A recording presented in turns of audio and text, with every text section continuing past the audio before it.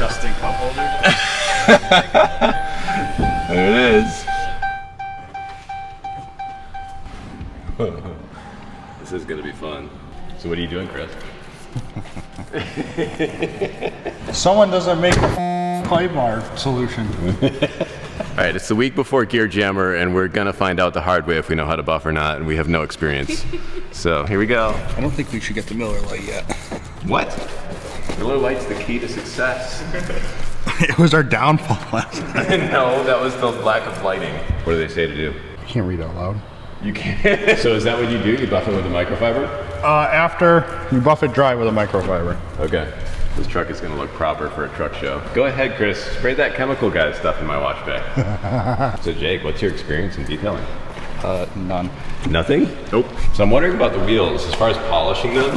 What if we put it up on like some jack stands and then turn it on and let it idle in first gear? So that way I can just hang out with the polisher in one spot and let it turn around. We'd have to do it outside though. Damn, that is a really cool perk of that bumper, man. I didn't realize that before. Yeah, that's why I was gonna say, I'm pretty sure that's the main reason why you put it on here.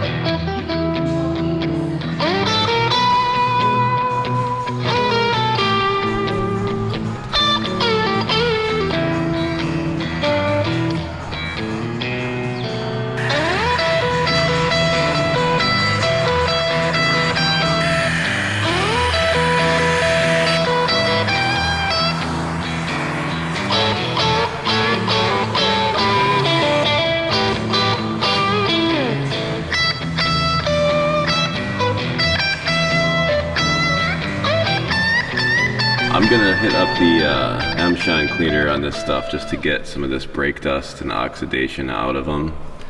I think these are gonna clean up real nice.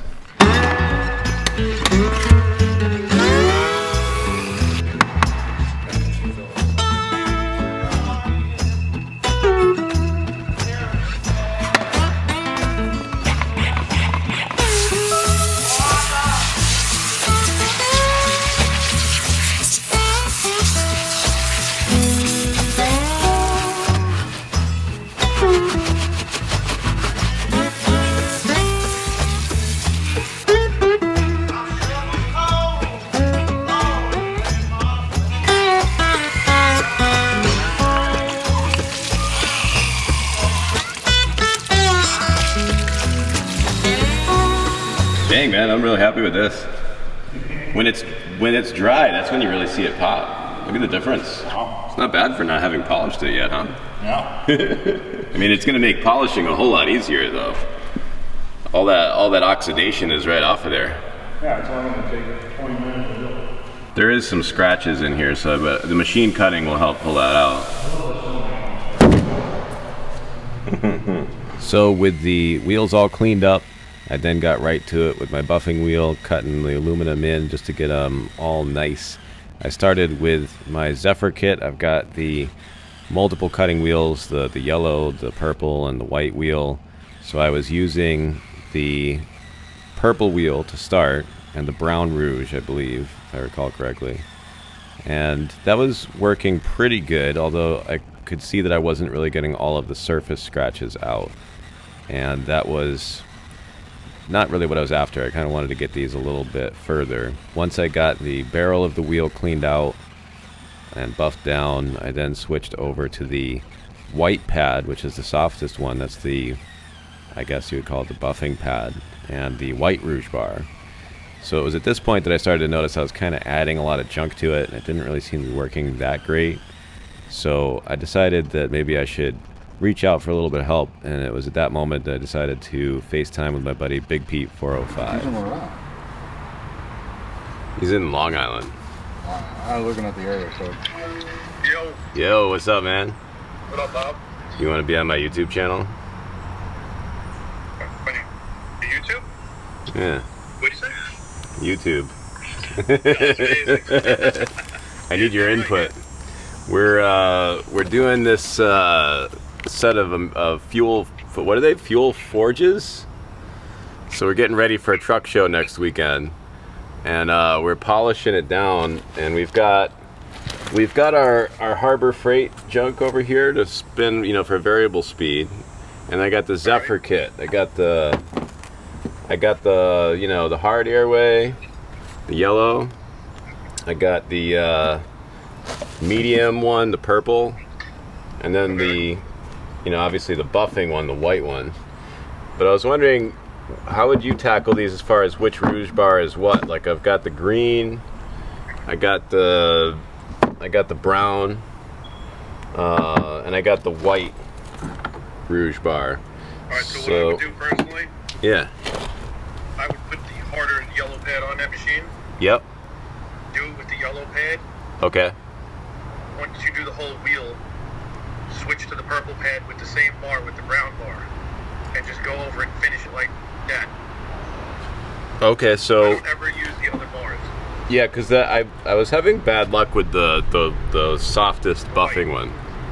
It didn't really seem to help. It seemed to make it less shiny. Yeah. So like, So the whole. what's that? Think of it like this. You ready? Yeah, I'm ready. The brown bar is like I'm just gonna put in the simplest term. It's like a magic eraser for the metal. It's gonna clean the pores of the metal out. Those other bars are actually depositing ingredients into the metal, so you get like a haze, or it'll look not as shiny. Oh, so like what you did. Those are coloring bars. Yeah. Huh. I don't use color. I gotta go downstairs. Hold on, baby's sleeping. Oh yeah, yeah. Hold on. We're in the pool. We're in the pool tonight. All I ever did, all my polishing, I use Zerna. Zerna compounds, but I would only use their heavy cut bar. Okay. I never color anything because, in my experience with coloring, it leads to lines and haziness. Okay. So the Tripoli, the brown Tripoli, is like a cleaning. It's going to abrade the metal a little bit, and it's going to take that layer of garbage out of the metal. Okay. And it's going to be very shiny. Okay. You're going to see with the harder pads, you'll see the hash marks in the pad sleeve. When you look at the sun, you'll see those little reflection that the pad leaves behind. Right. That's called a hash mark. If you step the pad to the purple pad, they'll be a little bit softer than the yellow pad hash marks. But you're always going to see some sort of hash mark. They're always going to be there. Okay. And if you use that machine that you have there, I think it's 3,500 RPM. Oh, I don't know. It's Harbor Freight RPM. Yeah, it's a Sweet. variable speed. It's meant for polishing paint, really. Yeah. If the bigger ones that I would use are like 6,000 RPM, it's just a one speed. That'll cut it a little harder, and it'll make it a little bit shinier. Okay. But you just stick with the hard pad, stick with the brown Tripoli. Okay. So, all right. So you would hit it with the hardest, the yellow. Yes. And then you would come back with the purple, and you're just using the brown rouge. That's it. And what you should do is start on the face. Start on the face of the wheel with the machine, and you're going to polish the spokes first, like right where the lug nut holes are. Yeah. Start from the center and work each spoke. And I would turn the wheel counterclockwise. So I would do like the spoke down there at 7 o'clock. I'd actually probably start at 9 o'clock, spoke 9. Yeah. And I would just keep spinning the wheel until I got all the way back. Okay. And then after I do the face, I would start on the outer edge of the rim, that little piece that's like a half inch that's facing you. Yeah. I would nail that piece first, spinning the wheel the same way counterclockwise, so it's going with the buff. The buff would be spinning the wheel basically. Okay. All right. And use the valve stem as your guide to know when you did a full rotation. Okay. Yeah. That's the guide. Use the valve stem every time. You know you did it. You might have to go, I usually always go 1 or 2 passes and then I move up the width of the buff that is polishing basically. So when you do it, I mean, we've got this thing up off the ground, so we had it idling and like. And spinning? Yeah. I always wanted to do that shit, but I'm always around people like, don't do that. You'll get sucked into the wheel. I'm like, I would have the thing going 40 miles per hour if I could. So with a little professional input from Big Pete, I switched out to the yellow pad, which is the stiffest pad, and the brown rouge bar only. And this pad definitely helped me get the surface scratches out of the barrel of the rim. And then, just like he was suggesting, I did the spokes while turning the wheel a little bit at a time and using the valve stem as sort of a marker to know where I started. And that worked out pretty good. It definitely saved me a ton of time. Once I got the spokes done, I switched over to the purple pad again and stayed with the brown rouge and went right over the spokes and just got a little bit more of a finer polish in by doing that. And then went back over the barrel, and it definitely did a much better job. I noticed that it was cleaning the surface out better. It definitely was much more reflective, and I was sure a lot happier with the results. There was no question it came out a lot nicer with a lot less effort. So I hand polished a little bit around the edges where I couldn't get with the cutting wheel, and then got into the center of the spokes. I used a drill brush thing from Mother's. I think these are probably not super recommended. I believe Big Pete said something about that. But it did seem to save me a little bit of time and help me get in there and get some RPMs on those spokes. Heck, you know, it almost looks like we know what we're doing. Let's hit it with some soap, and then I'd say that's about it. It's the best I can do anyway. Well, it took all day, and I looked like a coal miner at the end of it. But it was rewarding work. I had a lot of fun with it. We washed the truck down the night before the show, and then we headed out at about 5 o'clock in the morning to head north to Gear Jammer.